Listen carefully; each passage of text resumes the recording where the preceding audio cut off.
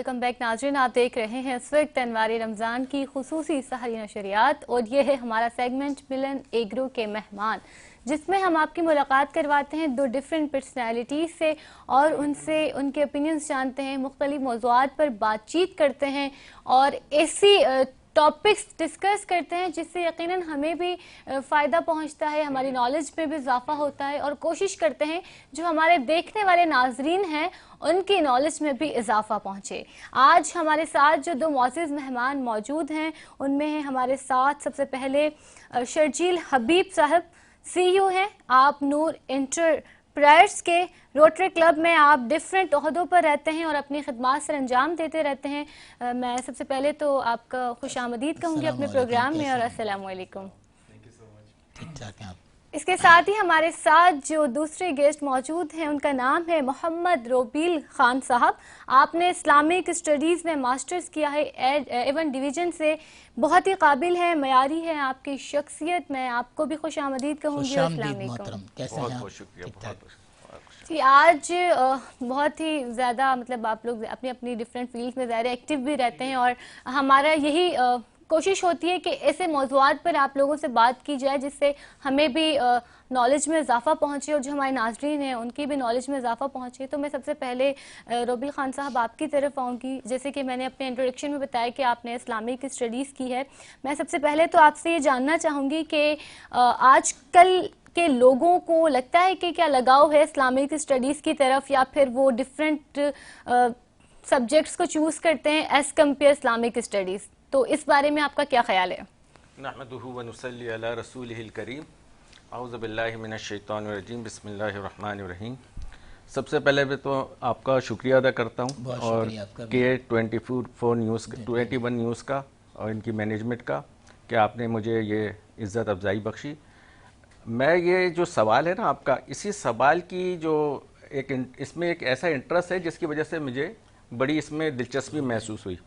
वो सवाल इस वजह से इंटरेस्टिंग है क्योंकि अमूमी तौर पर, आम तौर पर अगर हम देखें तो बहैसियत मुसलमान हम जो अपना वो गोल सेट करते हैं वो दुनिया की ज़िंदगी के हद तक करते हैं। सही है ना? बिल्कुल। अच्छा, हमने एक लफ्ज़ बहुत सुना भी होगा, कहते भी कि विजनरी लोग कौन होते हैं, विजनरी लोग कौन होते हैं। तो इसके लिए हमारी जो एक यानी हमें ये पढ़ाया सिखाया समझाया जाता है कि जो बड़े से बड़े मकासद दुनिया के हासिल कर ले वो विजनरी लोग होते हैं और ऐसे ही पर्सनैलिटीज़ को हम डिस्कस करते हैं। अच्छा, इसमें दो पॉइंट ऑफ व्यूज़ हो सकते हैं। एक तो नॉन मुस्लिम्स के हो सकते हैं क्योंकि उनकी इंतहा जो है ना देखने की या समझने की वो दुनिया की हद तक है, मगर बदकिस्मती ये है कि हम उन लोगों को फॉलो करते हुए अपनी जो विजन है उसको भी भूल बैठे। तो हम जब विजनरी लोगों को या उनकी पर्सनैलिटीज़ को डिस्कस कर रहे होते हैं तो अमूमी तौर पे हम यही देखते हैं कि दुनियावी एतबार से जिसने बड़े बड़े सक्सेस हासिल किए हैं उन्हीं को डिस्कस कर रहे होते हैं। जबकि बहैसियत मुसलमान हमें सबसे पहले ये देखना चाहिए कि हमारे अल्लाह ने हमें असल सक्सेस क्या बताई है और उस सक्सेस के लिए अल्लाह पाक ने क्या निज़ाम इस दुनिया में कायम किया और उसमें अल्लाह पाक किन हस्तियों को सक्सेसफुल कह रहा है, यानी उन्होंने वाक़ियतन अल्लाह को राज़ी किया और अल्लाह की उस इंसान की जो पैदाइश का मकसद है उस मकसद को हासिल किया। सही है ना? अब इसमें एक तो वो हो गए जिनको अल्लाह पाक ने इस दुनिया में मबूस किया, बरगज़ीदा तरीन लोग जिनके सक्सेसफुल होने पे कोई शुबा ही नहीं है ना, वो है अंबिया किराम की जमात। ठीक है ना? अच्छा, दूसरी फिर इंसानों के लिए क्या अल्लाह ने आम लोगों के लिए, वो हम अगर अपनी कुरान पाक अल्लाह के कलाम को देखें तो 18वीं सूरत अल्लाह शुरू इसी से कर रहे हैं, क़द अफ़लहल मुमिनून, कामयाब कौन है? जो मोमिनीन। और फिर उनकी सिफ़ात अल्लाह पाक बयान कर रहे हैं जो कि नमाज कायम करते हैं, वो सारी सिफ़ातें हमने पढ़ा ही होगा। सही है ना? तो ये जो सवाल है ना, ये आपको इंटरेस्टिंग जो मैं कह रहा था वो इसी मायनों में कह रहा था कि सबसे ज़्यादा इसमें इंटरेस्टिंग बात यह है कि हम बहैसियत दुनिया की ज़िंदगी गुजारते हुए हम इतने ज़्यादा यानी कि उन लोगों की तरफ माइल हो गए हैं जिनके हम अपने विजन से ही निकल गए। सही है ना? तो अंबिया किराम हमें क्या बता रहे हैं? अंबिया किराम हमें बता रहे हैं आखिरत के विजन ना, कि कामयाब तरीन लोग वो हैं जो आखिरत को मद्देनज़र रख के ज़िंदगी गुजारते हैं। सही है ना? तो अब ये असल वो है यानी कि स्कोप, जैसे कहते हैं ना आपकी जो फील्ड है या मैंने जैसे मास्टर्स किया इस्लामिक स्टडीज़ में, तो उसमें क्या स्कोप है, تو اگر ہم اس کو دنیا ہی کے حوالے سے ہم کامیابیوں کا معیار طے کرتے رہیں گے تو اس میں تو ظاہر سی بات ہے ہماری سوچ ہی بہت محدود ہے. صحیح ہے نا, پھر وہ دنیا کی زندگی تک ہی رہے گی. اب میں ایک مثال سے آپ کو بات کرتا ہوں کہ جیسے ایک ملا, جیسے یہ آپ نے دیکھا ہوگا کماڑی میں ملا جو ہے نا نوڑا پہنچا رہے ہوتے ہیں, تو ایک بزرگ ملا تھا جو کشتی کو چلاتا تھا. اب 5 نوجوان بیٹھ گئے, 5 کے 5 سائنس کے اسٹوڈنٹ. اب انہوں نے کہا کہ یہ جو اتنا سفر ہے اس کو جو طے کرنا ہے تو کچھ تھوڑی سی تفریح بھی ہو جائے اور کچھ وقت پاس ہو جائے. تو یہ ایک ہوتا ہے نا, نوجوانوں میں خصوصاً ہوتا ہے, سارے سائنس کے اسٹوڈنٹس تھے, کالج کے اسٹوڈنٹس تھے. اب ایک نے اس سے پوچھا, اس بوڑھے ان پڑھ ملا سے, کہ بابا جی تم نے کیمسٹری پڑھی ہے؟ تو کہتے ہیں, بابا جی کہتے ہیں کیمسٹری کیا بلا ہے, مجھے تو نہیں پتا. اب وہ اپنا وقت پاس کر رہے ہیں نا, ٹائم پاس کر رہے ہیں, اور تھوڑی سی جس کو دنیاوی لینگویج میں سلینگ لینگویج میں کہتے ہیں نا کہ تفریح کر رہے ہیں, تو وہ کرتے پھر رہے ہیں. وہ دوسرا پوچھا آپ نے میتھمیٹکس پڑھی ہے؟ اس نے کہا یہ کیا بلا ہے, مجھے تو نہیں پتا. کہا آپ نے تو آدھی زندگی ضائع کر دی. ایسی کہہ رہا, کمپیوٹر سائنس پڑھی, ایک نے پوچھا, اس نے کہا یہ تو مجھے نہیں پتا کیا بلا ہے. کہتا آپ نے آدھی زندگی ضائع کر دی. ایسی ایک ایک سبجیکٹس کے نام دے رہے ہیں سائنس کے, اور اس کو کہہ رہے ہیں آپ نے آدھی زندگی ضائع کر دی. اتنے میں کشتی میں ایک سائیکلون آیا سمندر میں, اور کشتی جو ہے بھنور میں آ گئی. تو اس بابا نے پوچھا کہ اب یہ بتاؤ کہ آپ 5 میں سے سوئمنگ کس نے سیکھی ہے؟ آپ 5 میں سے سوئمنگ کس نے سیکھی ہے؟ تو ان 5 میں سے کسی نے بھی نہیں سیکھی تھی. تو بابا کہنے لگے کہ میں نے تو اپنی آدھی زندگی ضائع کی تھی, تم نے اپنی پوری زندگی ضائع کی. اس نے چھلانگ ماری, سوئمنگ کرتا ہوا ساحل پہ چلا گیا. تو یہ اینڈ ہم سب کا ہونے والا ہے. ہم جو دنیاوی اسکوپ ڈھونڈ رہے ہوتے ہیں نا, تو ایک ہماری آخرت جو ہے وہ اصل ہمارا دنیا کے ساتھ ساتھ اپنی یعنی آخرت کہ کی تیاری بھی کرنی چاہیے, پرائیورٹی میں رکھنا بہت ضروری ہے. تو وہی ایک اصل مقصد ہے جس کی وجہ سے ہم جو ہے نا اس طرف, میں چاہتا ہوں کہ اس طرف ہمارا رجحان ہو. جی بالکل ہونا چاہیے. صحیح. میں شرجیل صاحب آپ کی طرف آؤں گی. جیسے کہ میں نے بتایا کہ آپ روٹریکٹ کلب کے ساتھ بھی آپ نے مطلب خدمات سر انجام دی ہیں بہت ساری. تو میں جاننا چاہوں گی کہ کیسے خیال آیا کہ آپ نے روٹریکٹ کلب کو جوائن کرنا ہے اور پھر عوام کی خدمت کرنی ہے as a social worker? Basically میں نے 2016 کے اندر روٹریکٹ جوائن کیا تھا. روٹریکٹ بیسیکلی ایک انٹرنیشنل آرگنائزیشن ہے جو کہ 190 سے زائد ملک میں موجود ہے, اور جس کے ٹوٹل اگر ممبران اگر دیکھیں تو 1.4 ملین لوگ اس کے پارٹ ہیں, اس کے ممبرز ہیں. تو روٹریکٹ 55 سالوں سے چل رہا ہے, اور اس کو انیشیٹ کرنے کے لیے روٹری انٹرنیشنل روٹری کلب نے اس کو انیشیٹ کیا, جس کو 118 سال ہو چکے ہیں. روٹریکٹ بیسیکلی ایک ایج گروپ 18 سے 30 سال کے جو ایج گروپ نوجوان ہوتے ہیں ان کے لیے ہوتا ہے. اس کے لیے کمیونٹی سروس جو ہے وہ اس کا حصہ ہے, پر ساتھ ساتھ جو ہمارا مین فوکس ہوتا ہے وہ اپنی پروفیشنل گرومنگ, اپنی پرسنل گروتھ, ایک سیلف کانفیڈنس, ایک نیٹ ورک اپنا جنریٹ کرنے کے لیے ہوتا ہے. کہ اگر ہم کوئی بھی اسٹوڈنٹ ہیں تو ہمارے ملٹیپل شہروں کے اندر ہمارے دوست ہوتے ہیں, ڈفرینٹ یونیورسٹیز کے ڈفرینٹ بیک گراؤنڈ کے لوگ ہمارے ساتھ کنیکٹڈ ہوتے ہیں. اس کے ساتھ انٹرنیشنل ایک پلیٹ فارم ہے کہ آپ انٹرنیشنلی طور پہ بھی دوسرے لوگ جو ملک کے ہیں ان کے ساتھ بھی آپ کا ایک رابطہ ہو رہتا ہے. تو یہ آپ کے اندر ایک آپ کا نیٹ ورک ہوتا ہے جس کی وجہ سے آگے جا کے فیوچر میں آپ کو کہیں نہ کہیں کام آتا ہے. اب وہ آپ کا بزنس ہو, آپ کا اسٹڈی ہو.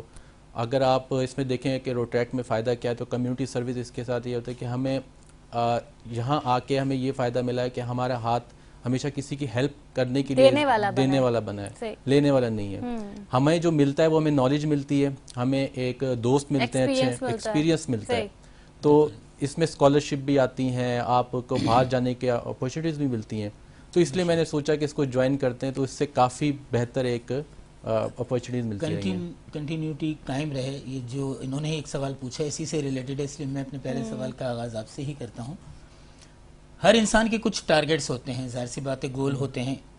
کیا پلانز ہیں آپ کے کہ آگے کس طرح بڑھنا ہے اور کیسے لوگوں کے کام آنا چاہیے اور کام آ رہے ہیں, آپ اس بارے میں تھوڑا سا بتائیں. جیسے کہ روٹریکٹ ہمارا, میں سندھ اور بلوچستان کو بھی, میں ڈسٹرکٹ روٹریکٹ ریپرزنٹیٹیو ہوں. میں سندھ اور بلوچستان کے جتنے بھی روٹریکٹ کلبز ہیں ان کو دیکھ رہا ہوں, جس کے اندر 170 کلبز ہیں اور 3000 کے قریب ممبرز ہیں. تو اس کے اندر ہم کوشش یہی کرتے ہیں کہ سب جتنے بھی ہماری کمیونٹی ہے ان کی کوئی بھی مسائل ہیں, کوئی بھی جتنا ہم ان کے ساتھ ہیلپ کر سکتے ہیں. روٹری کلب ہمیں یہ کہ کچھ نہ کچھ فنڈ پرووائڈ کر دیتا ہے کہ ہم, کیونکہ ہم اسٹوڈنٹس ہیں, ہم خود سے فنڈ ریزنگ کتنا کر سکتے ہیں, پر ہمیں کہیں نہ کہیں سپورٹ کی ضرورت ہوتی ہے.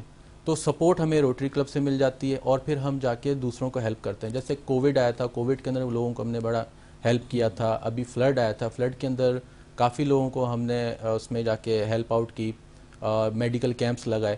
تو اس کے اندر آنے کا مقصد اور آگے لوگوں کے کام کرنے کا مقصد یہی تھا کہ آگے جا کے ہمیں کام ملے.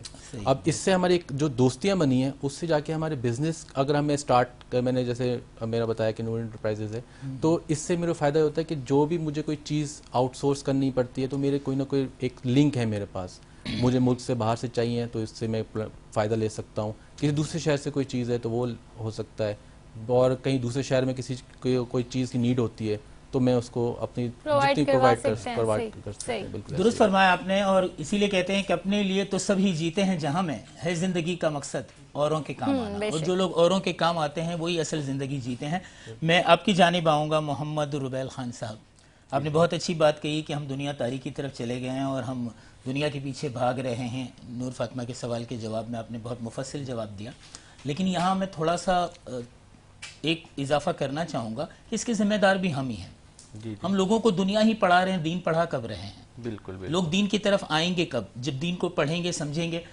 برسوں سے میں دیکھ رہا ہوں ہمارے نصاب کا یہ حال ہے کہ سکندر اعظم کو فاتح عالم کہا جاتا ہے, آدھی دنیا فتح کرنے والا کہا جاتا ہے. اس سے کئی گنا زیادہ 22 لاکھ مربع میل سرزمین عمر فاروق رضی اللہ تعالی انہوں نے فتح کی. یہ ہمارے اپنے بچے نہیں جانتے ہوں گے.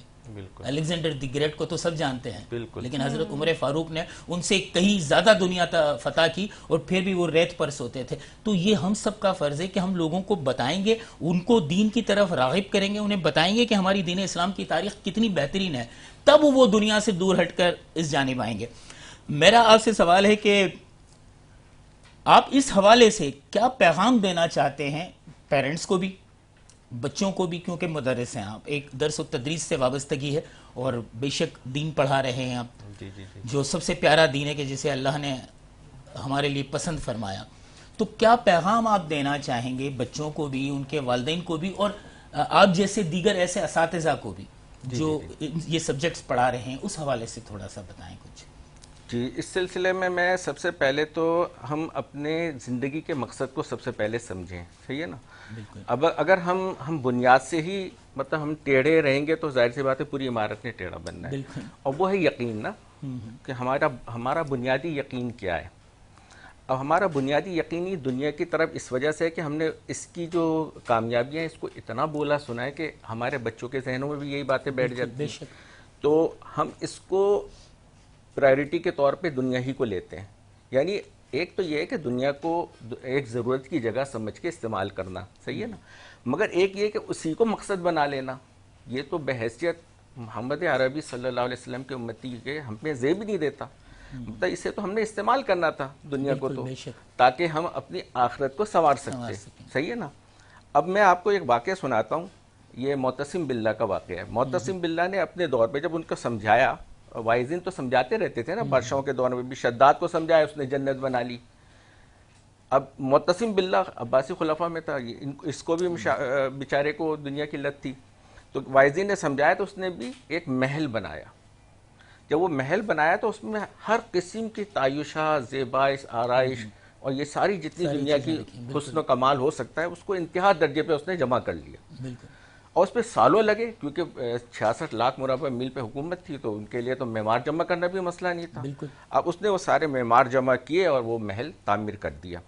اب اس نے تعمیر, اس میں کئی سال لگے. اب انہوں نے جو وائزین تھے, اب میں نام تو یاد نہیں رہا مجھے, غالباً مالک بن دینار تھے, ان سے کہا آپ میرے ساتھ چلیں اور اس کا وزٹ کریں. وہ چلے گئے ان کے ساتھ, انہوں نے اس کی دعوت قبول کر لی.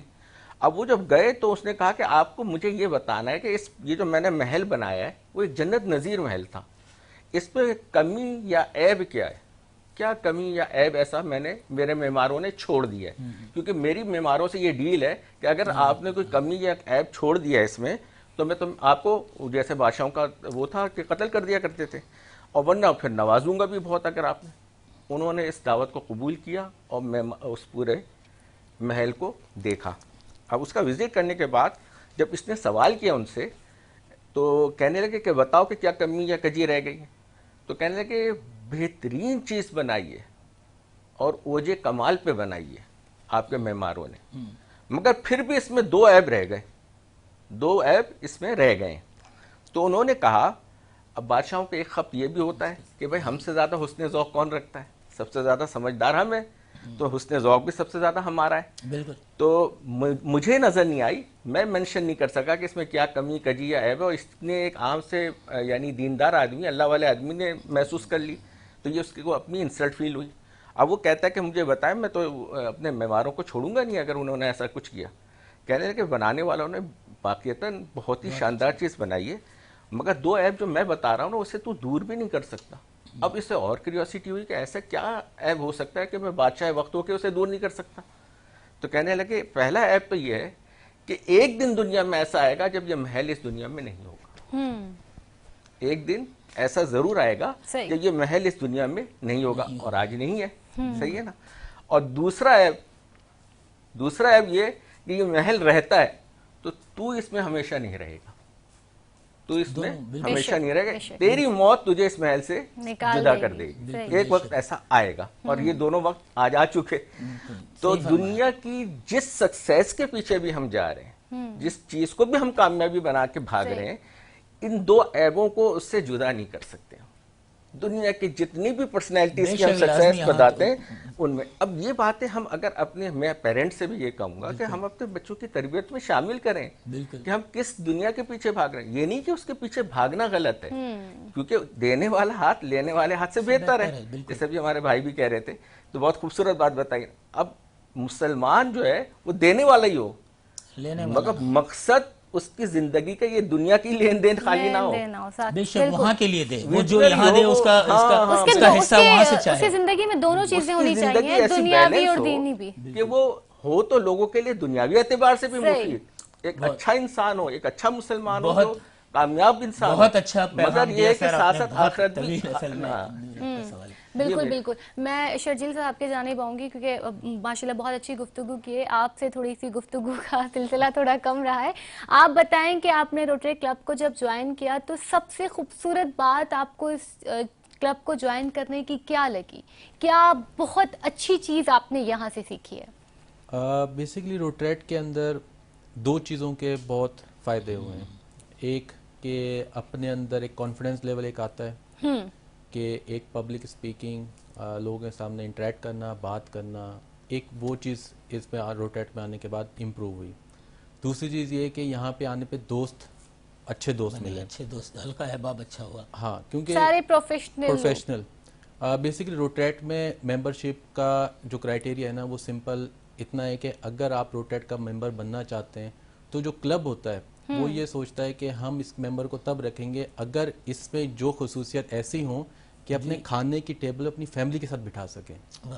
तो अगर ऐसा एक शख्स है तो फिर हम उसको अपने क्लब में वेलकम कहते हैं, वेलकम करते हैं। तो इस वजह से जो एक एनवायरनमेंट है रोटरेट का और जो दोस्त अच्छे मिलते हैं वो लॉन्ग टर्म चलते हैं। सही। और ऐसे दोस्त होते हैं कि जिनसे मैं बचपन से मैं नहीं जानता, पर बिकॉज ऑफ रोटरेट एक प्लेटफॉर्म की वजह से उनसे इतनी अच्छी दोस्ती है कि यूनिवर्सिटी के दोस्तों से भी इतनी बात नहीं होती जितनी रोटेट के लोगों से। और हकीकी बात है कि जब आप खिदमत के जज्बे से कहीं जुड़ते हैं तो आपस में भी मोहब्बत और मेल मिलाप बढ़ जाता है, क्योंकि मकसद दोनों का नेक होता है। बिल्कुल ऐसे। मैं यही थोड़ा सा कंटिन्यू, इनके जवाब आपने बहुत अच्छा दिया, मैं कंटिन्यू करूंगा। क्या आप दोनों से ही मेरा ये सवाल है, क्योंकि हम आखिरी लम्हात में हैं बिल्कुल, इसलिए मेरे पास अलग अलग करने का वक्त नहीं है।